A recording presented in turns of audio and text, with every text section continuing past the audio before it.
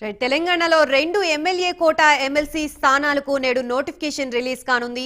కడియం శ్రీహరి, పాడి కౌశిక్ రెడ్డిలు ఎమ్మెల్యేలుగా ఎన్నిక కావడంతో 2 స్థానాలు ఖాళీ ఏర్పడింది. ఇక ఈ నెల 18వ తేదీ వరకు నామినేషన్లు స్వీకరించనున్నారు.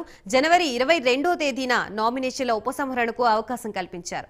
ఇక జనవరి 29న ఉదయం 9 గంటల నుంచి సాయంత్రం 4 గంటల వరకు ఎన్నికలు నిర్వహించి అదే రోజు సాయంత్రం కౌంటింగ్ నిర్వహించి రిజల్ట్ అనౌన్స్ చేయనున్నట్లుగా తెలుస్తోంది. దీనికి సంబంధించి కంప్లీట్ డీటెయిల్స్ మా ప్రతినిధి నాగేంద్ర లైవ్ లో సిద్ధంగా ఉన్నారు. Nagendra, thank you Gayatri. MLA కోటాలో 2 ఎమ్మెల్సీ స్థానాలకు సంబంధించి నోటిఫికేషన్ జారీ అయింది. ప్రస్తుతం 2 ఎమ్మెల్సీ స్థానాలకు సంబంధించి విడివిడిగా నోటిఫికేషన్ జారీ చేసినటువంటి పరిస్థితి ఉంది. అసెంబ్లీ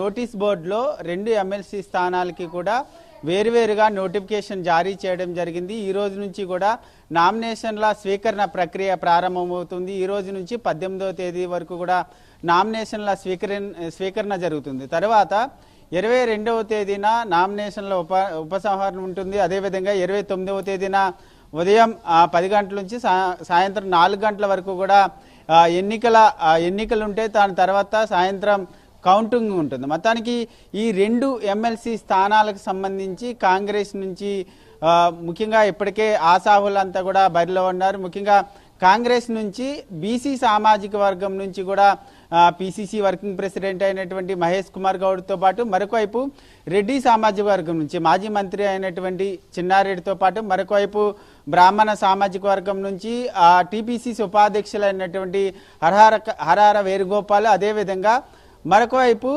ఎస్సీ సామాజిక వర్గం నుంచి అద్దంకి దయాకర్. ప్రస్తుతం ఈ 4 నేతలు కూడా ప్రస్తుతం ఎమ్మెల్యే కోటాలో భర్తీ చేసేటటువంటి 2 ఎమ్మెల్సీ స్థానాలకు కూడా ఈ 4 పోటీ పడుతున్నటువంటి పరిస్థితి అయితే కనిపిస్తుంది. ముఖ్యంగా ఈ ఎమ్మెల్సీ స్థానాలకు సంబంధించి ఎవరైతే బరిలో ఉంటారో ప్రతి అభ్యర్థిని కూడా 10 మంది ఎమ్మెల్యేలు అభ్యర్థిత్వాన్ని బలపరచాలి. కాబట్టి ఈ 2 ఎమ్మెల్సీ స్థానాలకు సంబంధించినటువంటి పోటీలో ప్రధానంగా కాంగ్రెస్తో పాటు బీఆర్ఎస్ పార్టీ, ఈ 2 పార్టీలు మాత్రమే బరిలో ఉండేటటువంటి అవకాశం అయితే ఉంది. ఎందుకంటే ఈ 2 పార్టీలకే బలమైనటువంటి ముఖ్యంగా ఎన్నికల అభ్యర్థులకు సంబంధించి బలపరిచేటటువంటి మెజారిటీ ఉంది. కాబట్టి ఈ 2 పార్టీలు మాత్రమే బరిలో ఉండేటటువంటి అవకాశం అయితే కనిపిస్తుంది. ముఖ్యంగా ఈ 2 స్థానాలకు సంబంధించి కేంద్ర ఎన్నికల కమిషన్ విడివిడిగా నోటిఫికేషన్ జారీ చేయడంతో విడివిడిగా ఎన్నికల ప్రక్రియ ఉంటుంది. కాబట్టి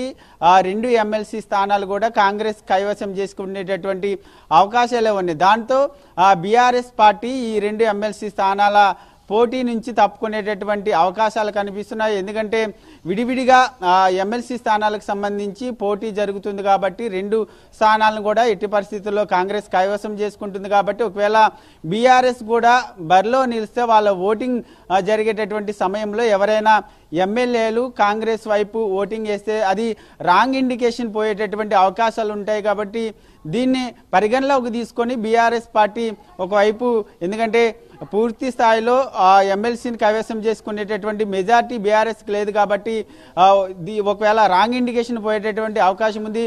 బీఆర్ఎస్ ఎమ్మెల్యేలు ఎవరైనా కాంగ్రెస్ కోటేస్తే అది కేడర్తో పాటు రాంగ్ ఇండికేషన్ పోతుంది. కాబట్టి ఎమ్మెల్సీ పోటీ నుంచి తప్పుకునేటటువంటి అవకాశం అయితే కనిపిస్తుంది. మరి మొత్తానికి అసెంబ్లీ కార్యాలయంలో నోటీస్ బోర్డులో కొద్దిసేపటి క్రితమే ఎన్నికల నోటిఫికేషన్ అయితే జారీ చేసినటువంటి పరిస్థితి అయితే కనిపిస్తుందని చెప్పాలి Gayatri. Right, thank you Nagendra.